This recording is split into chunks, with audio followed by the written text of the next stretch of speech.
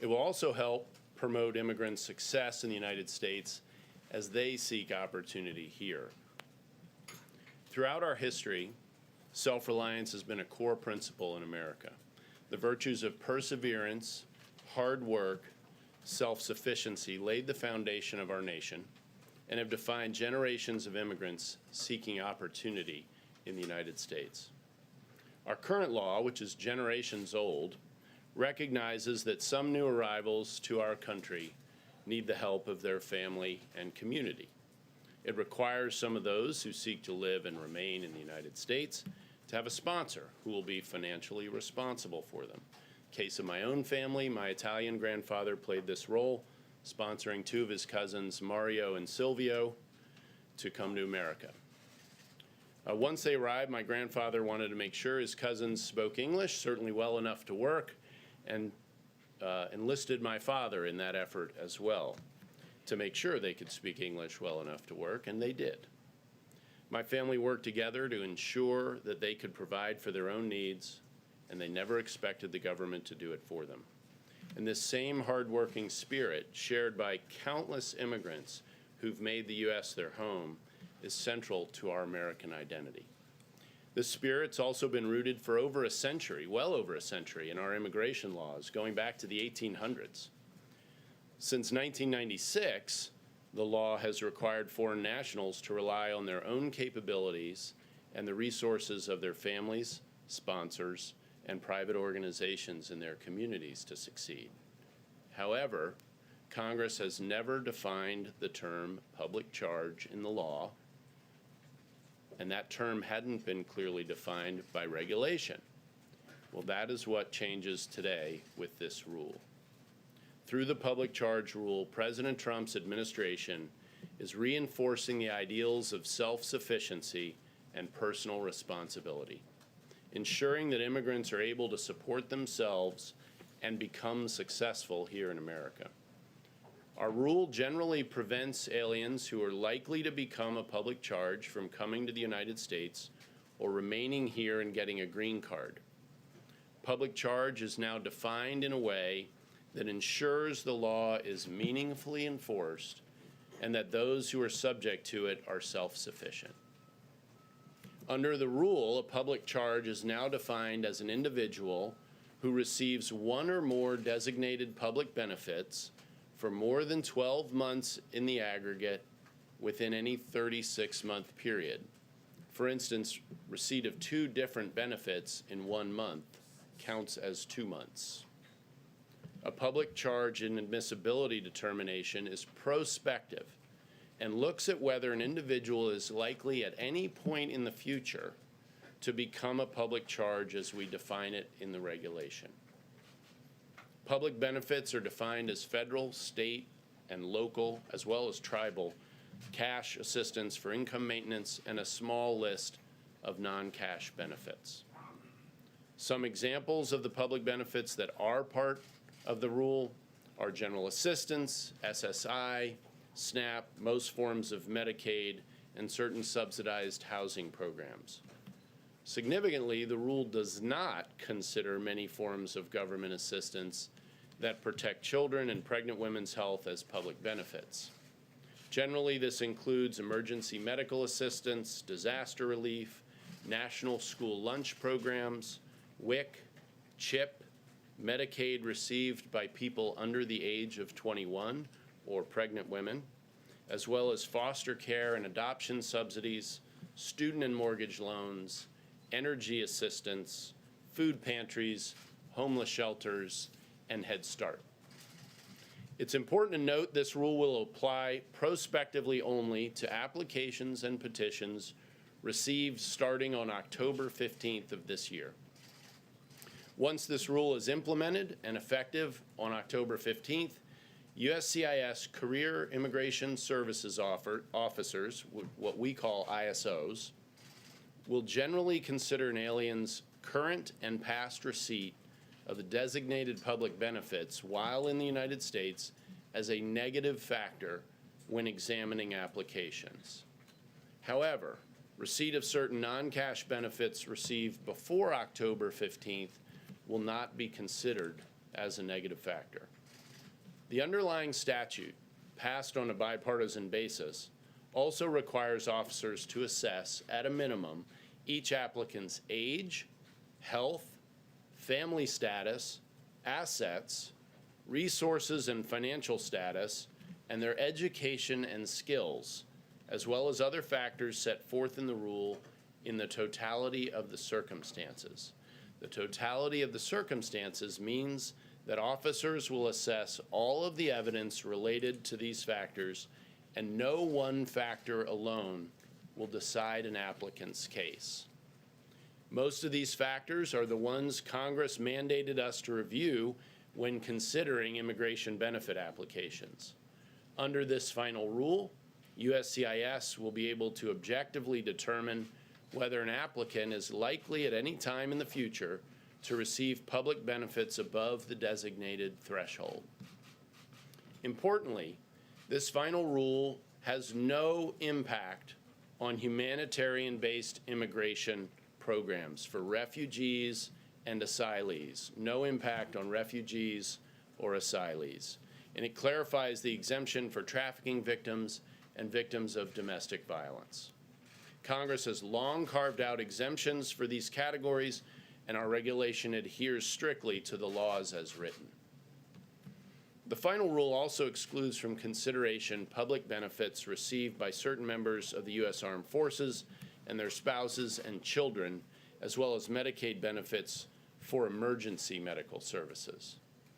Lastly, under the final rule, USCIS can permit an applicant seeking a green card from inside the United States who's inadmissible only on the public charge ground to adjust their status to that of a legal permanent resident if they will post a public charge bond. So to conclude, I just note again that generations of immigrants have strengthened the foundation of our country and making positive contributions today, and we expect that to continue in the future. Through faithful execution of our nation's long-standing laws, President Trump's public charge inadmissibility rule better ensures that immigrants are able to successfully support themselves as they seek opportunity here in America. Throughout our history, Americans and legal immigrants have pulled themselves up by their bootstraps to pursue their dreams and the opportunity of this great nation. As President Trump delivers on his promise to uphold the rule of law, this administration is promoting our shared history and encouraging the core values needed to make the American dream a reality. And with that, I'm happy to take some questions. Yes, sir. Thank you, Mr. Cuccinelli. As you know, the primary focus of the president throughout his presidency has been on illegal immigration. The focus of what you just outlined in this proposed rule is on legal immigration. Yes. Why the change in focus?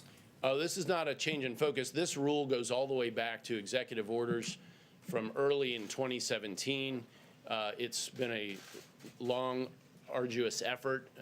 If you take a look at the fully printed item, it'll make War and Peace seem relatively short.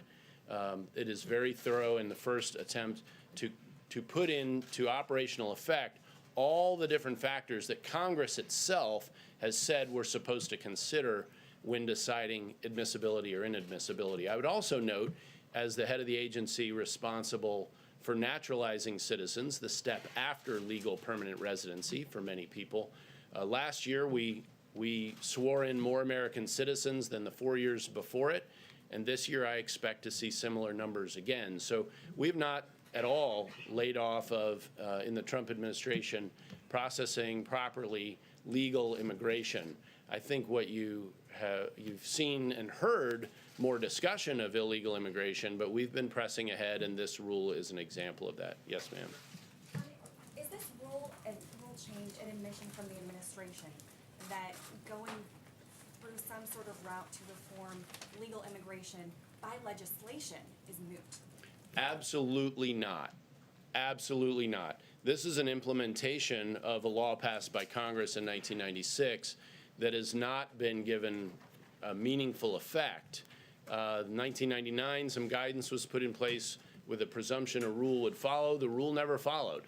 And so today we're issuing a rule which, as I said, for the first time, really puts meaningful meat on the bones of the 1996 law passed on a bipartisan basis. This does not substitute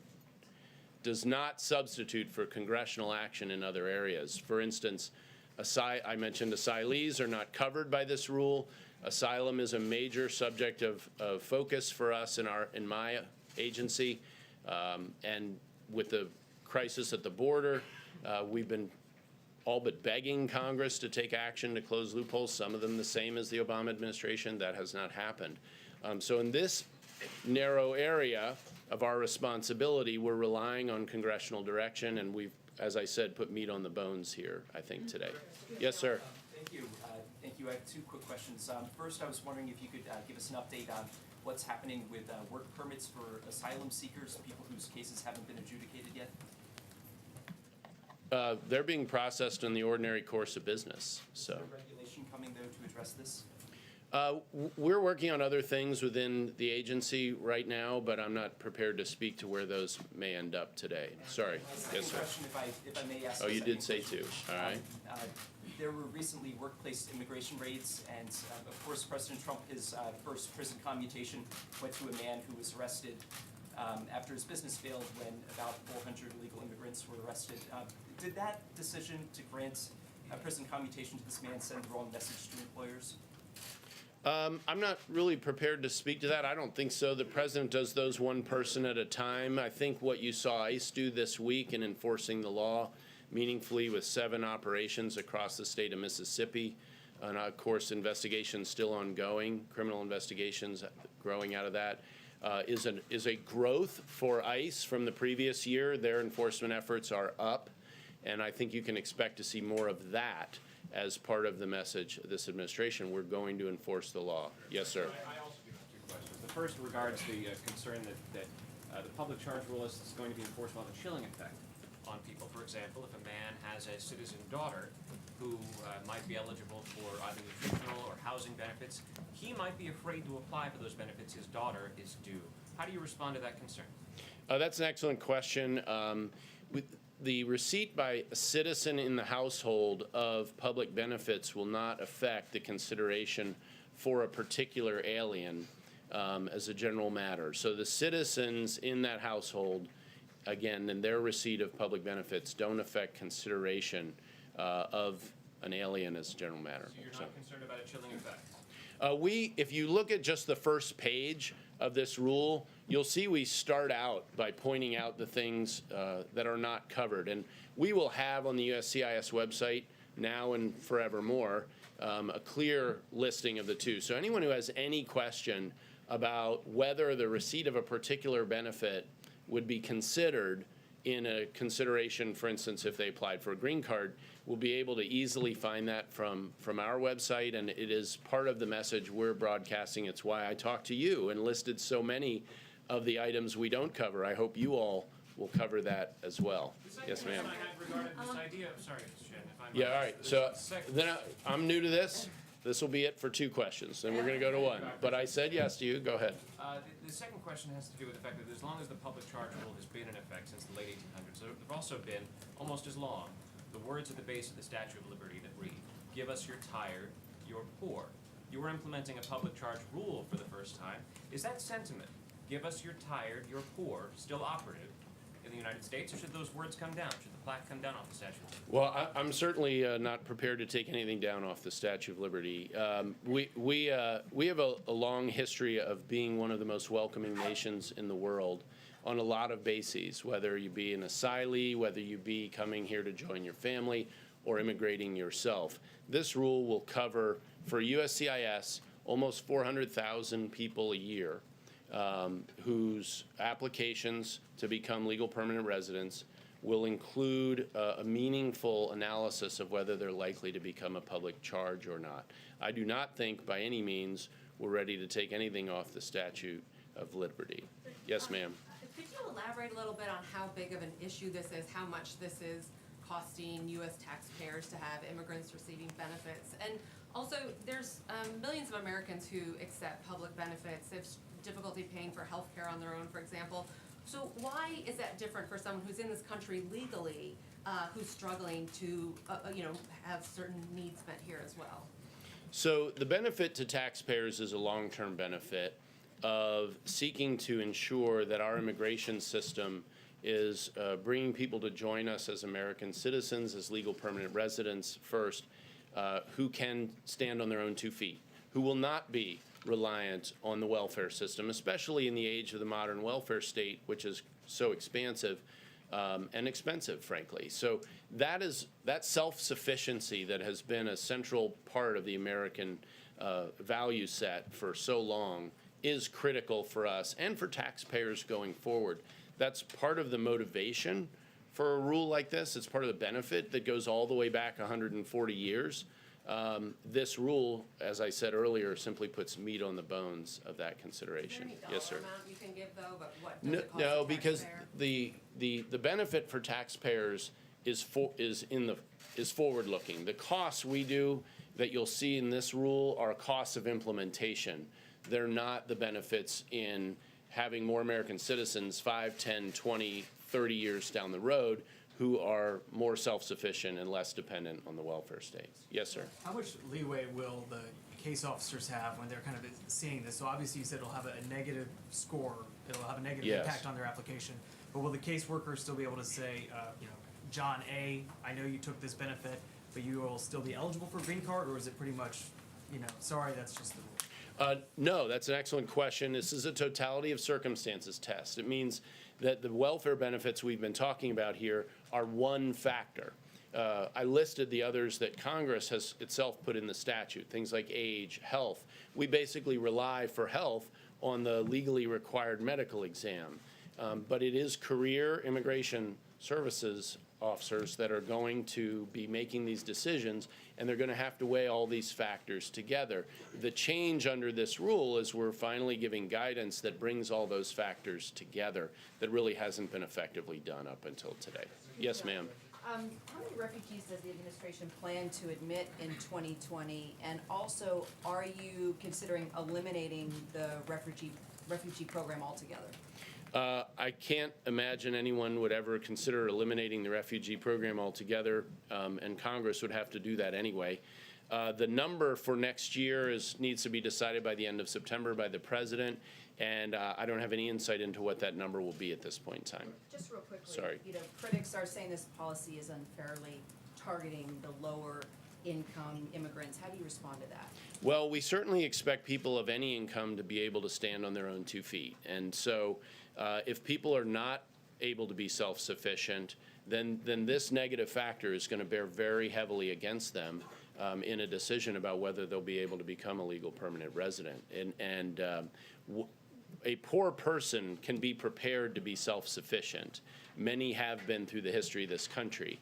So let's not look at that as the be-all and end-all. It's not the deciding factor, which is why we continue to use the totality of circumstances test. Yes, sir. I just want to circle back to this question of a chilling effect. You talked about the question of whether a citizen in a family gets benefits, that wouldn't be used against somebody. But take the case that immigration advocates, I think, use a lot of a family that are in the country legally, they haven't yet gotten their green cards. They are in need of services, whether that be medical services, whether that be housing services to keep them off the streets, so to Right. speak. And they are going to now be fearful of using the services to which they are legally entitled under the law, because there's no way to determine 1, 2, 3 years out from when they might apply for their green card, whether how much they're likelier not to get a green card if they use the services. So the fear is that there will be a wave of people across the country who will decide not to use the services sort of affirmatively that they're entitled to, out of fear that it'll ultimately come to bite them. And how do you counter that if in fact you want them to use the services to which they're entitled, or is this really a sort of effort to say this is a whole class of people that shouldn't be using any services at all? Well, in your description, you described a situation where government benefits were basically allowing this family to hang on, that they're not self-sufficient. And while this, if we go forward a few years and look back at that situation, because remember, we essentially start counting October 15th, with the exception of things that would have qualified under the 1999 guidance, which is fairly narrow, then that's what we're trying to avoid in the future. Now, even under the circumstances you describe, if you're talking about an applicant who has the skills necessary to, to make their own way and to work their way out of that situation, that's a case they make to the career caseworker, immigration services officer. But we do want to avoid looking to the future a situation where people who are adjusting status do in the future become dependent on those public benefits. We're trying to avoid that situation going forward. But as I understand it, the public benefits are there as a bridge, right? Like the public benefits aren't designed for people to be on them forever. They're designed to be on them to help, whether you're an immigrant or not an immigrant, they're there to help folks for a time. So are you saying that if you're an immigrant, your advice to them is don't take benefits because this is going to count against you? No, I was using your example of where they need them, and there's it's their foundation financially, as I took your description, and I would say that the entire legal immigration system is designed by Congress for the benefit of America, and what we're looking for here are people who are going to live with us either their whole lives or ultimately become citizens, who can stand on their own 2 feet with the same sort of requirements that we've had in the past for well over a century. So, yes, sir, in the middle.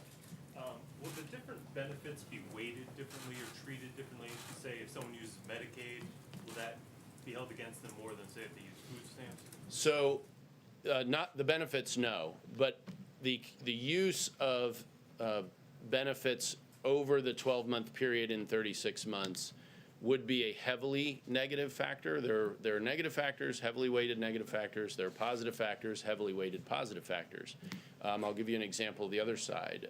If you have private health insurance, that is a heavily weighted positive factor. Those do all weigh in, again, in the totality of circumstances. And obviously, we call the more heavily weighted factors heavily because they matter more than the others, but they go in both directions. Yes, sir. We've heard outspoken critics of the administration's immigration policies before, but it seems increasingly we're hearing from U.S. Catholic bishops who are showing their concern. Now, you're Catholic.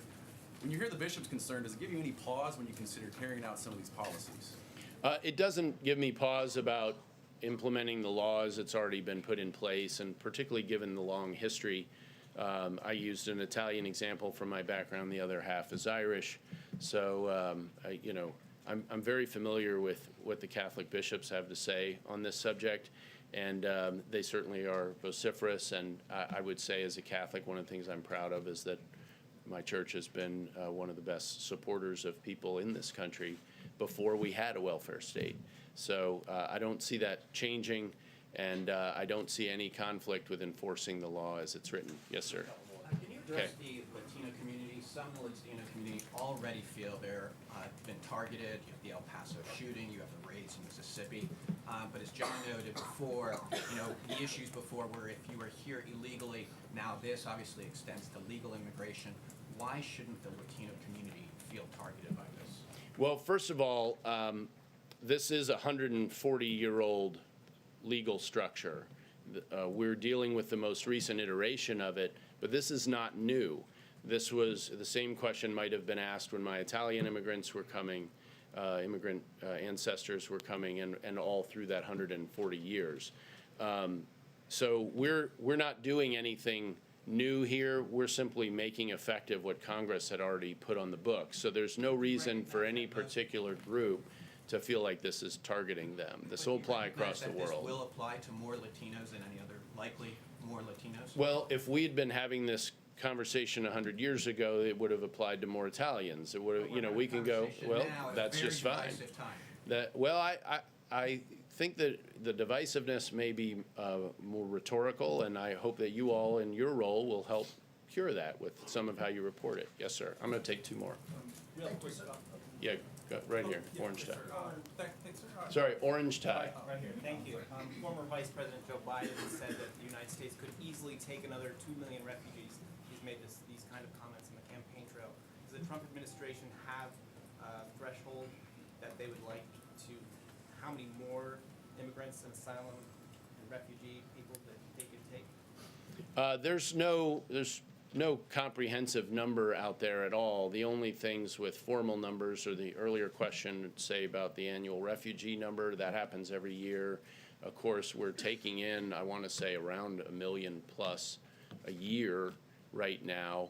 I can't really speak to Joe Biden's personal opinion, but we don't have some target number that we're working with here, if that's your question. All right, last question. Yes, ma'am. Does this new public charge new rule impact future applications? For example, would there be a higher bar for a U.S. citizen to prove that they can financially support a family member for family-based immigrant visa?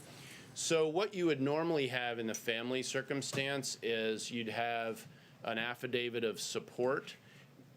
So they wouldn't necessarily fall into the category of being addressed by the public charge rule, because if they have an affidavit of support, which has been scrutinized by a USCIS officer, and it is believed that sponsor can in fact support those identified at over 125% of the federal poverty guidelines, which is the standard, then that would be the end of the discussion as it relates to that sort of an application. It's an excellent question because it addresses a huge piece of legal immigration in this country. Thank you all very much.